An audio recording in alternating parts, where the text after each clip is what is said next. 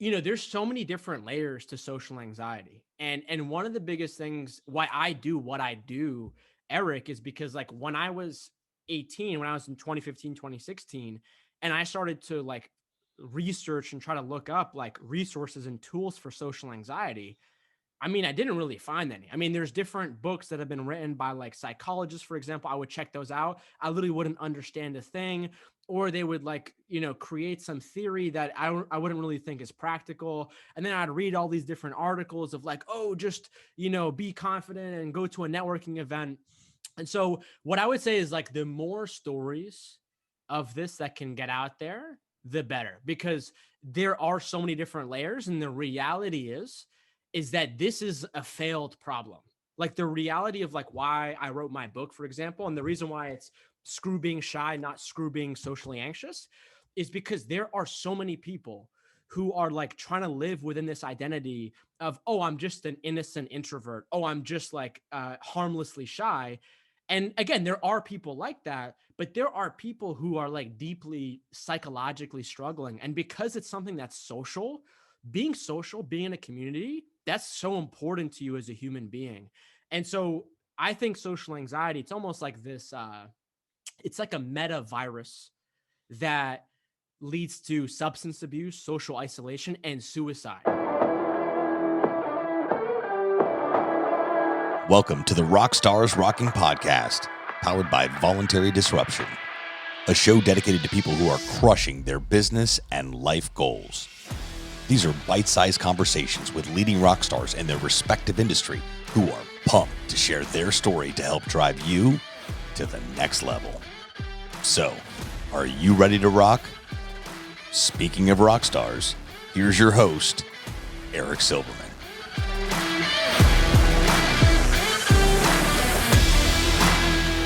Hey, rock stars, welcome back to another episode of Rockstars Rocking. And boy, do I have a rock star guest this week. Everybody welcome my new good friend, Mark Metry, out of the greater Boston, Massachusetts area. What's up, Mark?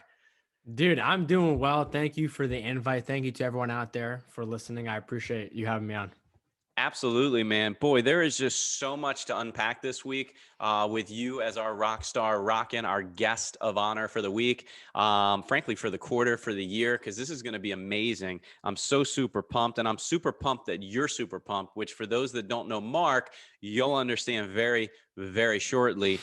So real quick, Mark is a Forbes contributor, TEDx featured speaker. He's got an incredible YouTube channel. He's got a ridiculous amount of followers and connections on the LinkedIn, my social platform of choice. I think I have a few followers. This guy is 10x me. So if you're not already connected or following him on LinkedIn and YouTube, please change that now. You can even pause the podcast just to go change that. Make sure you come back. And Mark, you also have a best-selling book that you released in 2020, which we're going to dig into, and a whole bunch of other stuff.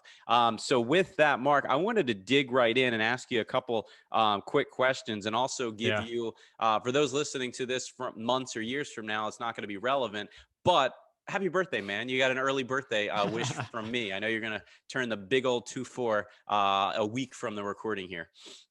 Yeah, man. Um, Thank you. I appreciate it. Absolutely. And speaking of that, man, nearly 24 years, you've accomplished a lot, man. And it's just blows my mind. I look back to when I was 23, 24, and I told you earlier, I was driving to Boston to help my buddy get a car, for heaven's sakes. I wasn't focused on launching a huge, ridiculous podcast and having YouTube subscribers. Not that YouTube may or may not have existed back then. I'm a bit older, but you get the idea. So, Mark, here's a question for you, right? Um, Mhm. you you are shy by trade. You're as society would describe you, good, bad, or indifferent. As society would describe you, you are, or were, I should say, introverted by trade. My question is, what was the breaking point where eventually enough is enough, right? Push came to shove, and you were either going to continue down one road, which could have gotten even darker and deeper, which we can get into, or you had an epiphany, lightning bolt moment where you said, I got to make a change. Can you kind of unpack that for our audience here? Yeah, definitely. So, I grew up and I was always called the shy, quiet, introverted kid, right? And when you look at what it means to be shy, it's like when you're nervous doing something for the first time. I don't think there's anything wrong with that. I think it's totally normal and okay for everyone to get shy, every once in a while. Agree. But I didn't know that anxiety and like social anxiety was real, where not just talking to some specific people, not just in some areas, where basically like everywhere you go, your brain basically shuts down and then enters this body mind feedback loop that makes your heartbeat race. It tightens your throat. And then it's basically like the best way I would describe it is like social anxiety is basically like an algorithm that gets installed in your mind pretty early from like 9 to 11, and it basically just makes you think that you have to, like, you can't be yourself, and everywhere you go your body has like a biochemical physiological reaction to it, right? And so I remember like literally every day of my life trying to talk to people. I remember trying to be myself and I just couldn't do it. And then literally every single day I'd be like, wow, I'm so stupid. I'm like so dumb. I'm so lazy. Why can't I do this? So, And it so wasn't, time out for a second, right? Because you've probably seen on LinkedIn, our social media platform of choice, there's a bajillion people that always say, just be yourself, be yourself. Everybody else is taken. Be yourself. Come on, you've seen that, right? yeah, all So the if time. everybody's telling everybody to be themselves, but there's so many millions, according to your TEDx talk, 4 million plus people suffer from social anxiety. If there's millions of people suffering, it ain't as easy as just telling somebody, be yourself. Yeah. And I thank you so much for highlighting that because I think that's so important. And like, yeah, I literally heard every day of my life, like, oh, just be yourself. Oh, just speak up. Oh, just, and again, like, I think maybe some of this can work for like maybe the average person, but the reality is that it doesn't, And so for me and how it kind of happened in my story, so I go off to college and I'm about 18. And I basically start to realize for the first time in my life that this whole social anxiety thing is real. And what happened was I started to try to expose myself to try to get out of it. Right. And so I would try to set challenges for myself and I'd be like, hey, Mark, try to, make a friend today, try to walk up to someone at the cafeteria or at the library, try to talk to them. And like every single time that I tried to do that, I could just like literally feel my brain just like shutting me down, like just like restricting me my free will. It's very hard to describe now. And so basically, when that happened, I was like, oh crap, I'm screwed. And so ever since then, that like when I was about 18, that's where I was probably seriously depressed for the first time in my life. Next thing I knew, I started to eat way too much food. I started to drink too much alcohol. Next thing I knew, I gained like over 75 pounds. I was over 200 pounds. And then next thing I knew, I was actually suicidal. And I was like the best way I can describe it is like my brain broke. And this was about when I was 18. And for me, what I did was, I was living in Boston, and the city where I was in is a pretty nice area, but it was neighboring this area that, let's just say, isn't so nice. And I remember like I would get text alerts on my phone that would say like, hey, don't go down this street. There's been like a shooting. There's been like a gang, something, whatever. And so basically for me, like I had this period at the end of 2015 for about 3 weeks where I would just go for walks in like the ghetto at like 2 a.m. because I would just hope for someone to like walk up to me and try to kill me and try to mug me just because I was like, I can't deal with this anymore. I didn't know what to do. And so that for me was like my rock bottom. And then there were some different things that happened. I wouldn't necessarily say it was like all of a sudden the clouds parted and then a thunderbolt, came and struck me.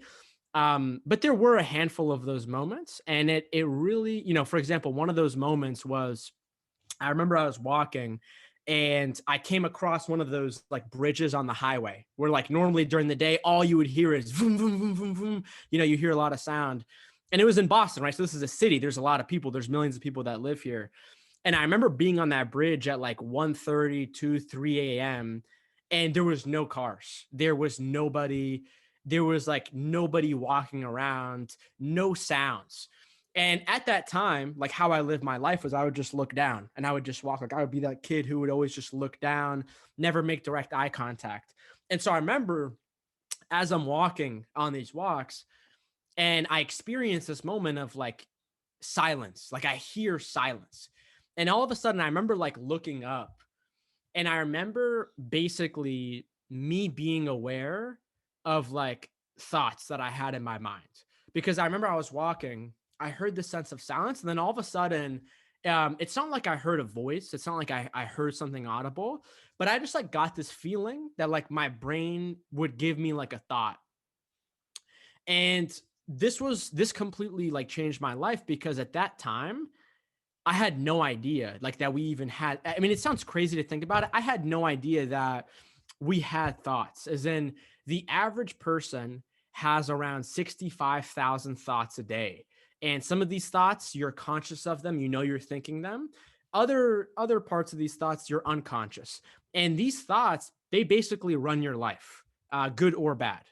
And so I had no idea. And so for me, it was just like whatever my brain showed me, whatever my eyes sort of showed me, that was my real life. I never questioned my mind. I was never skeptical of like, what is my brain actually telling me? What is my brain actually getting me to feel?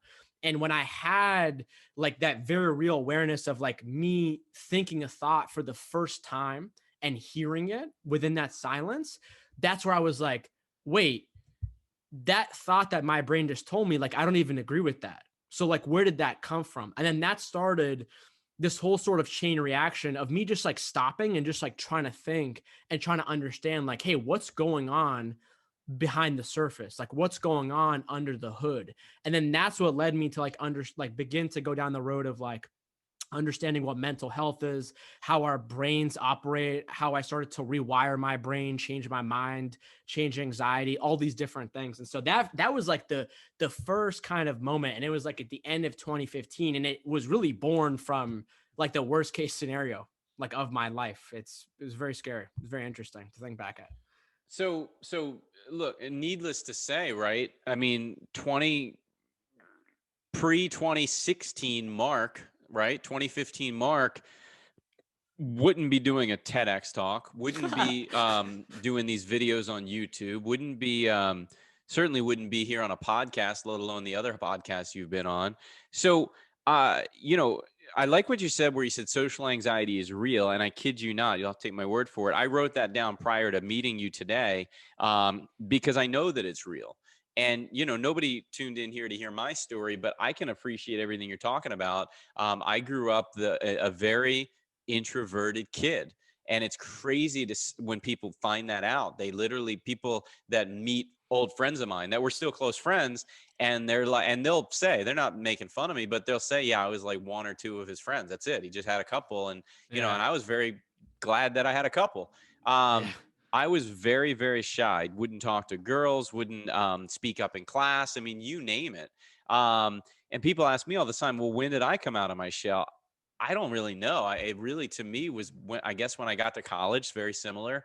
But I certainly was never in the same vein as where you're at with respect to, you know, I mean, what you said about going down one of the craziest, awful places of the Boston area and hoping and praying that just something will happen to you. I mean, I do the exact opposite, like anybody would do. So it just proves and shows how real what it is you went through, and really what I went through, but not to that same level.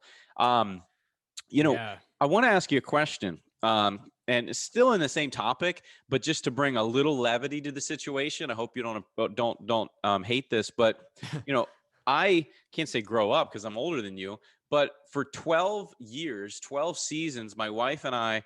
You probably had this question before, but my wife and I were huge fans of the show on CBS, The Big Bang Theory. Oh Maybe you know where yeah. I'm going with this. Maybe you don't. Did you ever watch the show? Yeah. Yeah. A little bit.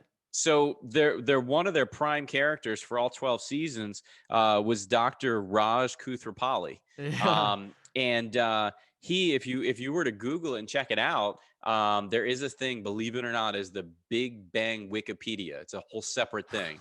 And if you look it up, I kid you not, it talks about how Raj was suffering with social anxiety for 6 seasons. Mm. And his whole thing in the show, it's a comedy, right? But his whole thing was he specifically could not talk to women, period, end of sentence. And the only way that he could is if he was drunk or if he, ready, thought that he was drunk, placebo effect.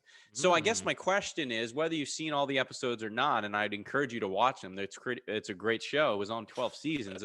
Those actors are millionaires, multimillionaires.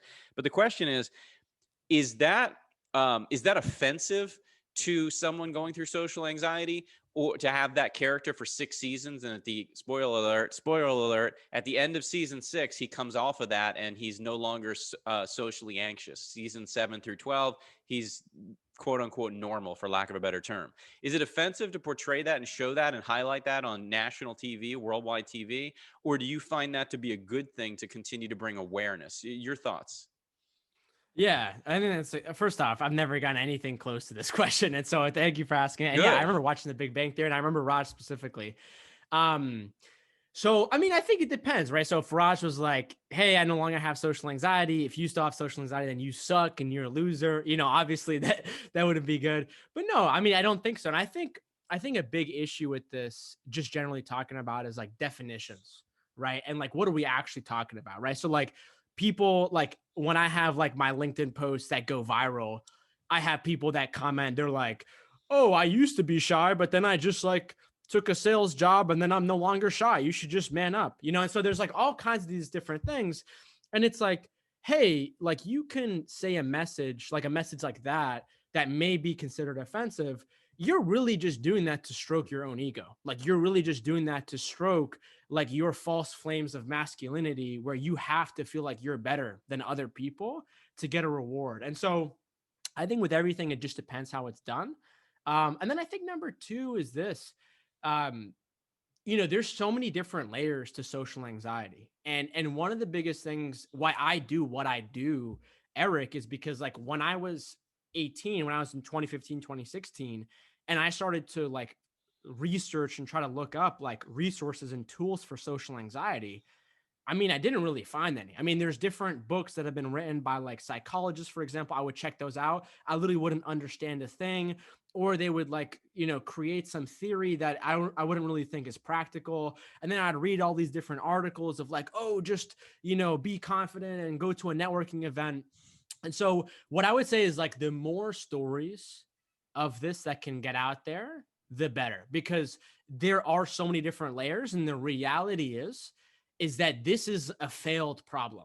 Like the reality of like why I wrote my book, for example, and the reason why it's screw being shy, not screw being socially anxious, is because there are so many people who are like trying to live within this identity of, oh, I'm just an innocent introvert. Oh, I'm just like harmlessly shy.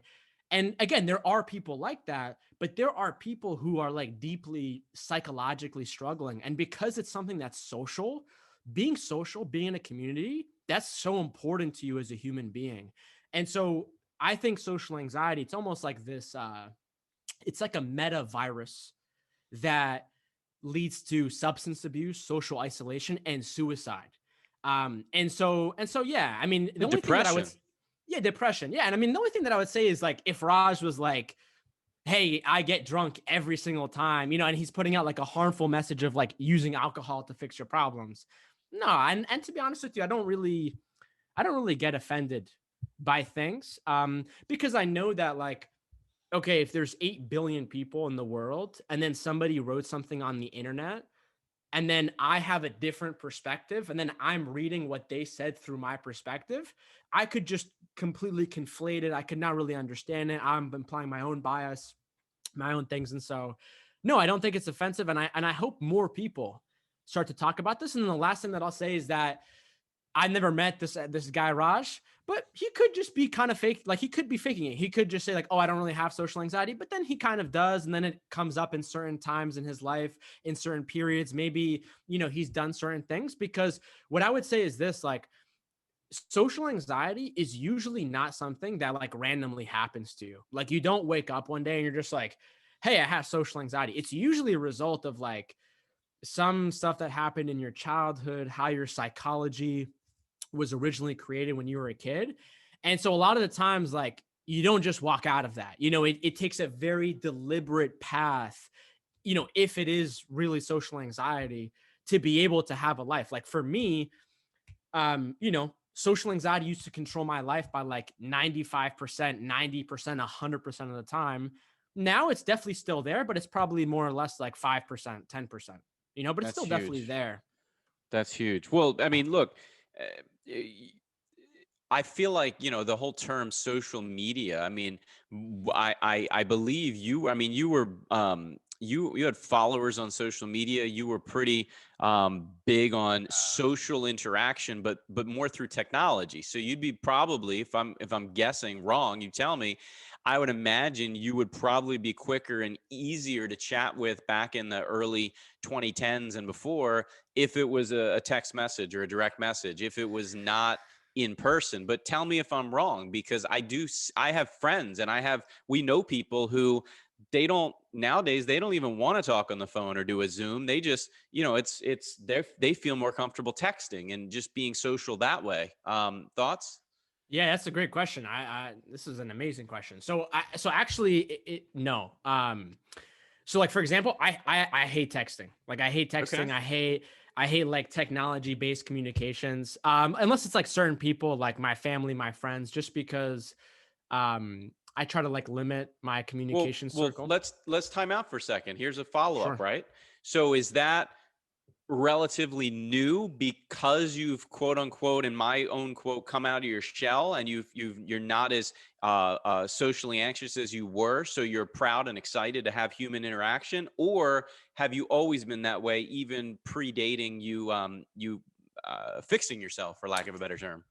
Yeah. Okay. That's interesting. So like what I would say is this. So throughout my life, I always wanted to be social. And like, for example, when I was a kid and I was doing that stuff on YouTube early on in social media, it was all anonymous. Like this was when everyone had usernames. This was before people had like their first and last name on the internet, right? And Okay. so for me, it was all through an anonymity, and so nobody could know who I was. Okay. But I could still be social, right? And so, what I've learned is that if anything, dude, I think that people who have social anxiety, I think it's actually worse for them, like through technology to communicate, because basically, like you're sitting in your house, right? You're on a computer or on your phone. You probably have like some job where you have to talk to your boss, you have to talk to all kinds of different people. That can be very, very, very, very like crippling to like constantly communicate, because like really like what social anxiety is at the end of the day is that you have this perception that if you be yourself, that if you be your true self, unedited self, then people are gonna judge you and mock you and make fun of you. And so every single time that someone then goes to be social, whether it's on their phone or not, their brain is like running this like psychological algorithm of like, oh, should I That be makes myself, sense. or should I just do 9 times out of 10 what I've always done in my past, which is just like fake it and then try to act like this and then try to do this just so I can like stay in this shell to not let people know who I am. And then that leads to, you have no real conversations. There's no intimacy, which then starts to be like, there's no motivation. There's no reason for me to do this. And then that fades into like depression, and it goes into all this thing. And so, if anything, I have actually seen people with social anxiety in certain cases get worse through the technological communications, because before it was just like, hey, I'm going to go to the office from X time to this time. I'm going to step into this meeting from X time to this time. But now you're just like sort of left like in your home. And then there's like literally thousands of like social communication cycles that are happening all of the time on your phone, on Slack, on email. Oh, Right. this person called. Oh, this person left you a voice. You know what I mean? And so it can be very, what's the word? It can be very debilitating for a lot of people. And I've definitely, like, if I'm not careful, I see my brain going back in the same loop. And so there's different boundaries and different, tricks and tools that I've had to come up with to deal with that. And so, yeah, what I always tell to people is like, if you deal with your social anxiety in real life, it will greatly help any social anxiety you have that's on social media or that's online. And so it's both of those, if that makes sense.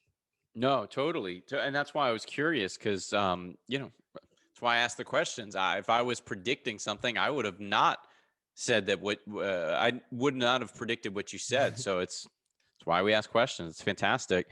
Um, Yeah. I was intrigued by what you said in your, and we're going to get to some other things here, but I was Yeah. intrigued by what you said in your TEDx talk about exposure therapy, Mm. and the four layers of social anxiety: physical appearance, social skills, entire personal or personality, i.e., character, and then ultimately getting socially anxious about the signs of social anxiety.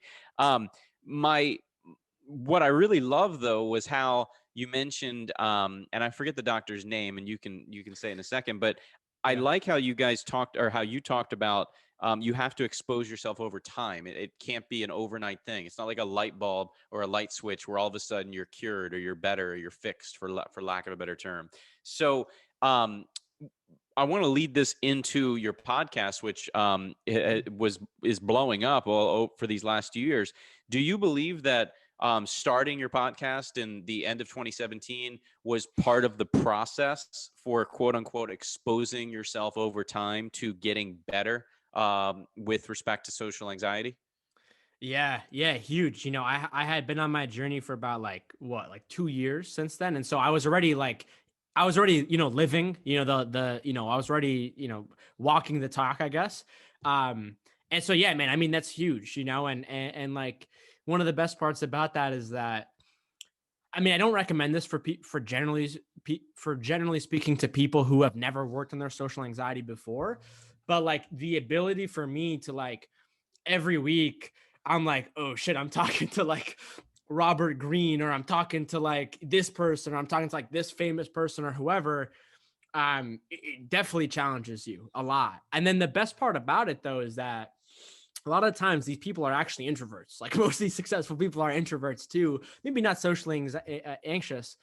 But I would have these conversations with people. Some of them were virtual, some of them were in person, and I mean, it would just be like the most like beneficial thing ever. Like I'd go in there, not all of them, but I'd go in there trying to be myself, and these people would just like communicate to me, and like they would, I don't know what the word, like maybe validate me. And I truly like I need to go back into like all the people who I've interviewed on my podcast, and I really need to thank them, like every single one of them, because like I would have so much social anxiety before those. And a lot of those were just on Zoom or virtual. So yeah, so and then in terms of what you were saying before, so her name is Dr. Ellen Hendrickson, and she's also in Boston. She's in BU. Um, so here's what I would say about what you just said in terms of exposure therapy. So I mean, if you recall when I was telling you about my story about when I was in college and I hit that rock bottom, I was basically trying to do my own version of exposure therapy before I knew what exposure therapy was. And that didn't lead me anywhere, And so I think a lot of the times, like exposure therapy is usually what is told to people who have social anxiety the most out of anything that works. But the reality is that, you can work with like a professional, you can work with someone who has training in this, and they can help expose you layer by layer in those four layers you said. But the reality is like, believe it or not, that's still at this like the surface layer. You know what I mean? And so for example, like one of the things that I would do is like, so I ended up growing up in this small rural town. And one of the interesting parts about it was that everyone in that town was pretty affluent, except for like me and my family. We didn't really have that much money. And so I remember I would go to school and I would wear the same clothes very regularly. And I just like remember I'd wear the same clothes again and again and again and again. And then, people would make fun of me, bullying, all this stuff. And then everyone would walk around with like designer clothing and just like new things every day. And so for me, like there was a level of social anxiety about how I physically looked, in terms of just like the clothes, in terms of what I was wearing. And so one of the things that I did to start exposing myself to that was I would go to the most public, most crowded area I could find, and I would literally wear the most outrageous clothes. I would wear like a pink cowboy hat with like bright pink neon shirts and like bright pink neon shorts, and I would just walk around. And then literally the entire time, people would just stare at me. And like what you do is that you're basically trying to condition your brain to not be I don't want to say sensitive because that's not the right word, but you basically are trying to build resiliency in your brain by trying to expose you to, okay, what happens if someone sees me and they think I look crazy and they think I look like literally like the most extreme scenario. And when you do that time and time again, and then you also do other things that I talk about in my TED talk, like addressing your gut microbiome or doing things like meditation.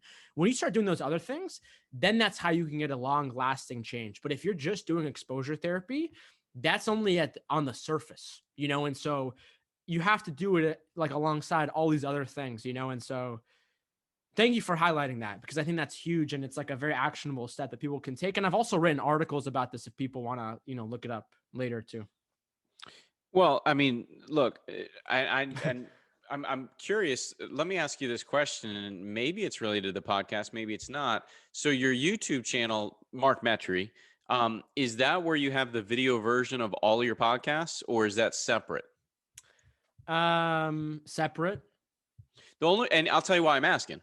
The reason I ask is I'm subscribed to Mark Metry, but I see you have so many incredible rock stars that you've talked to for many, many minutes on end, some longer than others, of people that I know and totally respect. Some people I've actually had on this podcast. Some Very people I already nice. have scheduled. Scott McGregor and Kara Golden and Heather Very Monahan and nice. my good friend Rachel Druckenmiller. I mean, and the list goes on and on. Very nice. I've met all But those are people. these podcasts interviews, or are these just separate chats you've had?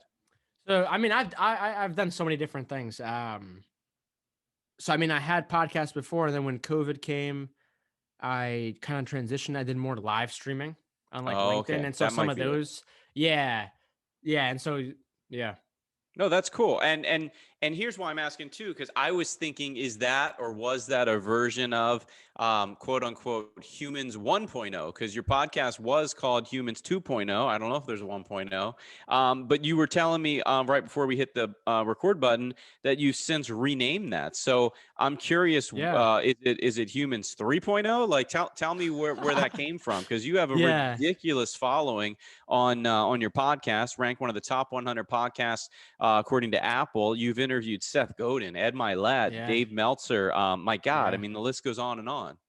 yeah, and it's cool because a lot of those people have actually endorsed my book, but Um, so yeah, so this is it, man. So when I was starting my podcast in 2017, like I had no idea that in 2020 I would release a book about social anxiety and shyness. I didn't know that that was going to be my thing, right? And so for me at that time, it was really just about like self-improvement and like self-development and like trying to upgrade my mindset, and then maybe a little bit broader in terms of my mental health. And so I mean, I just spent like years just like interviewing all these different kinds of people that are just like roughly in that space. And then as my podcast developed, then I was like, you know what? Like, I'm not really interested in like this self development, self improvement, like mindset area. I kind of want to dive into like the more mental health side, because I feel like that is more functional and that gives people like more actionable sort of details and steps that they can do in their own life. So then I was doing that. And then I was like, you know what? I started this podcast like literally when I was just turning 20, and like who I was back then, which was a human 1.0, and I was trying to become a human 2.0. I was trying to level up. Like I did that, and then today who I am now is just different. I have the same values and whatnot, but like what I want to preach is just different. Like I just don't want to talk about just like general like mindset, self-improvement things. Like I want to speak specifically on what I now know is like my life purpose and like what I've been through, social anxiety, shyness. And it's also because no one's really talking about it. And like the feedback that I've been able to get, from people around the world has been amazing. And so, yeah, so what I did was I just changed the name of the podcast. And so it's still the same RSS feed. And so I kept the audience, thank God, that I've been building over those years. But I just changed the name and I changed the format of it. And like part of that is because back then all I do was really interviews. And then now I'm not really doing interviews anymore. And so for me, what I do is I try to like come up with like these very specific topics for social anxiety. So for example, um, like one of them that I just dropped today is called how to be productive amidst social anxiety. Another one is like maybe you're not actually a shy introvert. What's the deal with eye contact and social anxiety? How introverts can appear rude to other, like all these So different you're things. just, and not just, this is great. You're talking to, a blank canvas. You're just talking to your listeners without an interview, without an interviewee, which frankly, let's just be honest, for anybody that's ever tried to record themselves, that's a lot harder just to speak your mind on a camera or video or audio than it is to just ask questions and have a banter. Yeah, I mean that's why I've been doing it for like a long time now, like almost 4 years now. And so, and then the other part too is that I don't want to say they're scripted, but they're much, much, much more detailed, right? So before, what I would do is like I would just go in, and a lot of times this was through interviews, and so I think it's fine with interviews. Like you want to have that more conversational interview.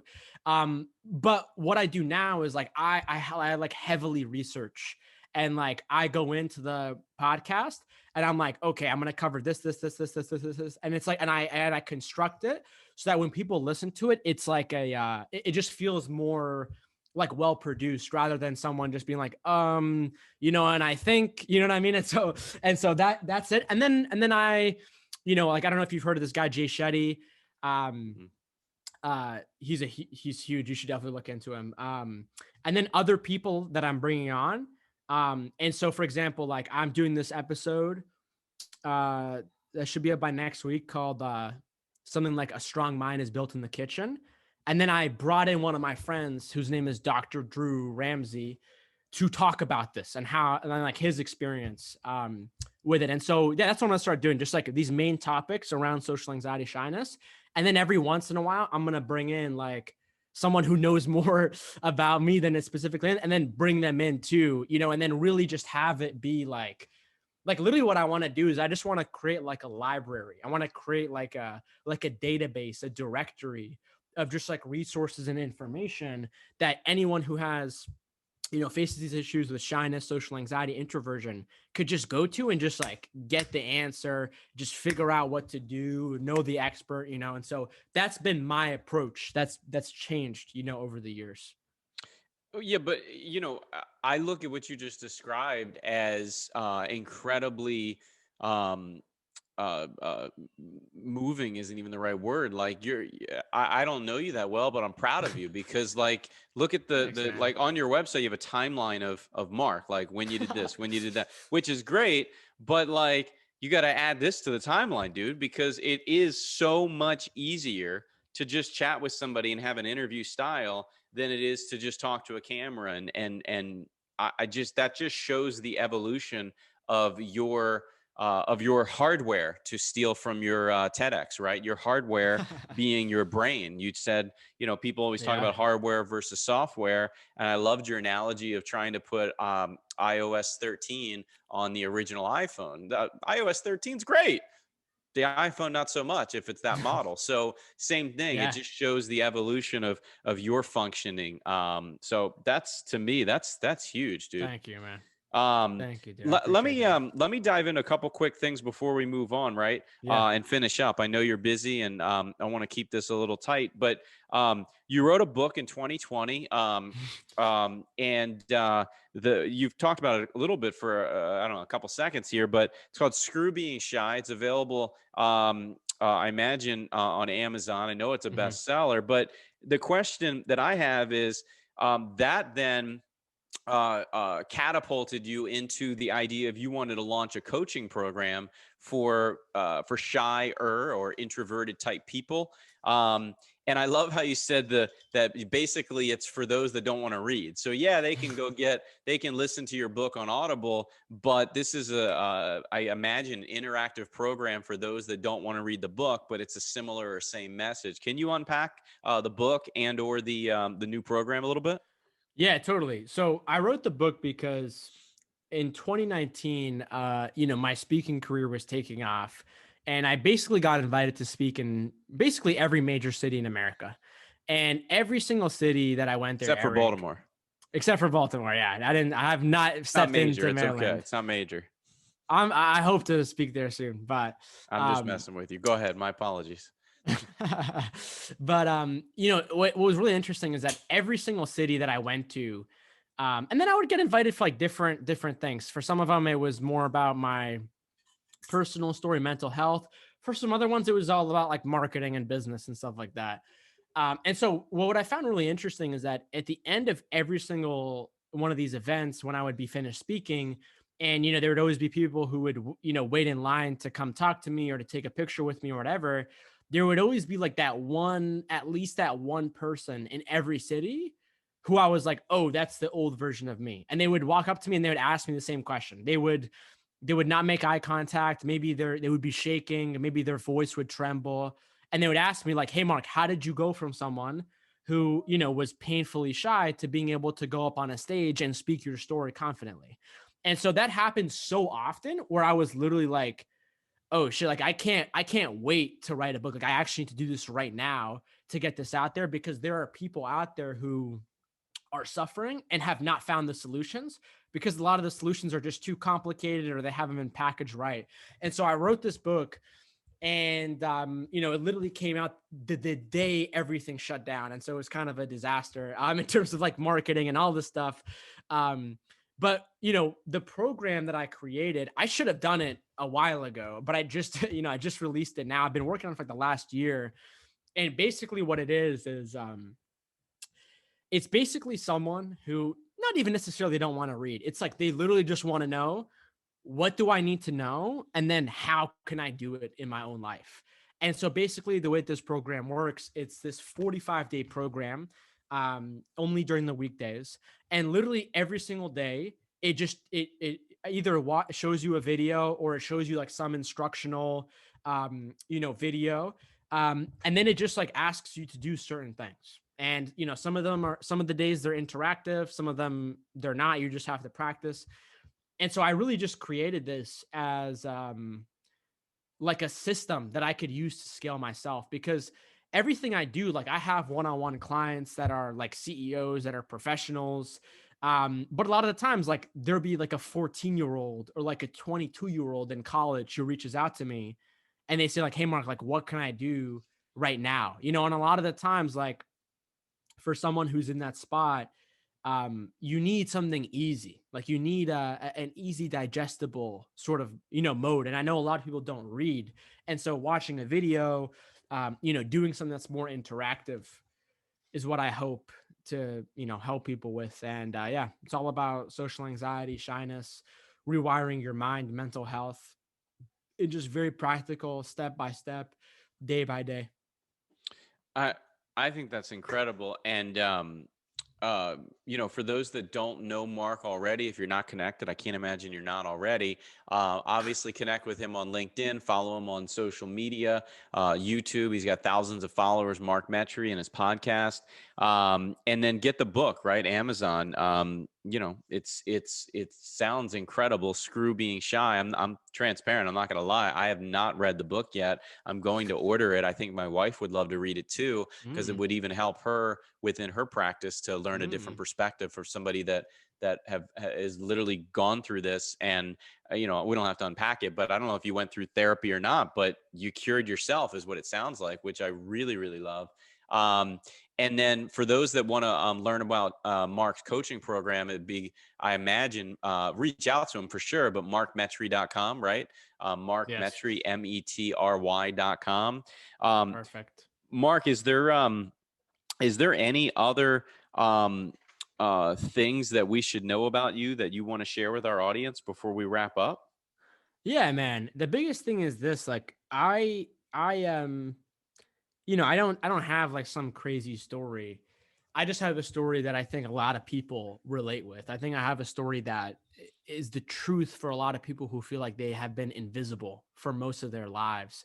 And honestly, for me, like I just want those people to use me and use my story, and then also use my tools, my paths, my solutions, whatever, to just be themselves. You know what I mean? Like it's like the question that you said at the beginning of people saying just be yourself. This is like my long, but detailed and accurate response for people who experience social anxiety, who like literally can't be themselves. And like, I went through it for 10 years and dude, like I almost became a statistic, and so I don't want that for anybody. And so all my work is just all about trying to get this message out there to so many people who need it, whether they're kids or whether they're adults, they're CEOs. Like there's a lot of people that can go through this. Well, we talked about quote unquote be yourself, but here's the thing. If I'm somebody that would obnoxiously have the audacity to say to Mark Metry, just be yourself, man, just be yourself. You are being yourself. Literally, there's nothing that you're doing that's not yourself. So I got to imagine that goes through your mind too. Like, I'm being myself. In fact, if you told me to be myself and being myself was to do what you used to do, that wouldn't be natural. It would be nearly impossible at this point in my life. So a lot of people maybe flip the script, right? I would tell people to think about it from that perspective. If you're being yourself right now, good, bad, or indifferent, and somebody told you to be yourself, i.e., go try to be shy or introverted or whatever term we want to use. That ain't easy. I don't think it's going to come natural. Trust me, it's not going to come any more natural to you trying to do that than it is telling someone like Mark or anybody even close to that to be themselves. And I will say this as we wrap up, Mark.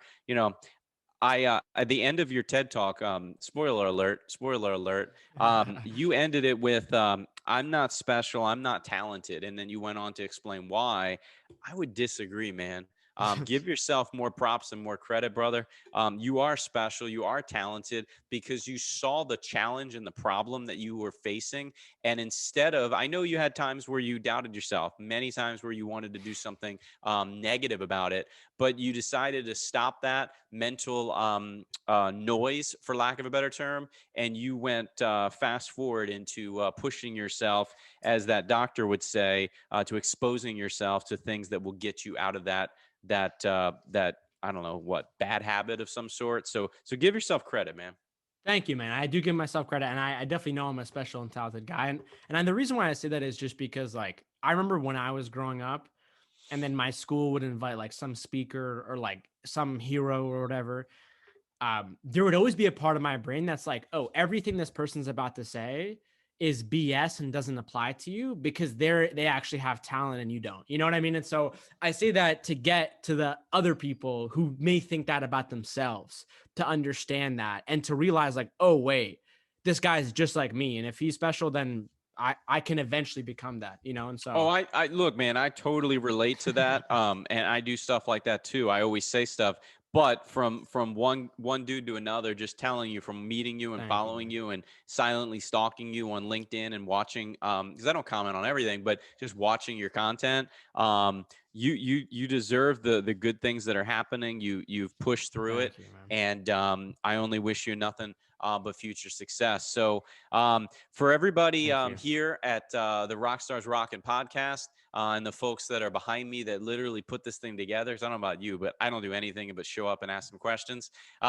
So the reality is it's been a pleasure. I'm really super pumped for folks to connect with you. Go to markmetry.com, go to Amazon, get Screw Being Shy by Mark Metry, look into his coaching program, and spread the word. If you know anybody, or you are that somebody who admittedly is in a similar position as Mark used to be, reach out. He's super genuine, down to earth. I just sent him a message on LinkedIn and we had a quick conversation, and here we are having a great talk. So I'm Eric Silverman. That's Mark Metry. And I look forward to next week. We'll have another Rockstars Rocking guest coming on the show. Thank you, everybody, for listening or watching on YouTube. Make it a great day. I'm sorry. I'm so sorry for interrupting you. I love it. Thanks, Mark. You're the best. Thanks so much for tuning into this episode of the Rockstars Rocking podcast. If you haven't done so already, make sure you're subscribed to the show wherever you consume podcasts. And if you feel so inclined, please leave us a review. 5 stars would totally rock.